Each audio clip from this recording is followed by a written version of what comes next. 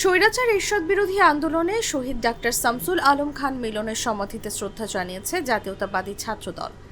বুধবার সকাল ৮টার দিকে ঢাকা মেডিকেল কলেজে ডাক্তার মিলনের সমাধিতে শ্রদ্ধা জানান সংগঠনটির নেতাকর্মীরা। শ্রদ্ধা জানানো শেষে একটি মিছিল নিয়ে ঢাবির রাজু ভাস্কর্য সংলগ্ন ডাক্তার মিলন স্মৃতি চত্বরে এসে পুনরায় শ্রদ্ধা নিবেদন করেন তারা।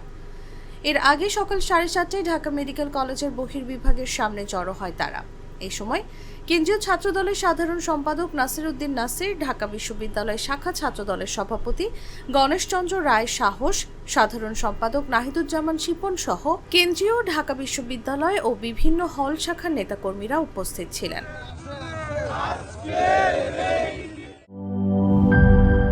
শিয়া বাটার ও ভিটামিন ই সমৃদ্ধ lily glam beauty soap. Lily, always beautiful.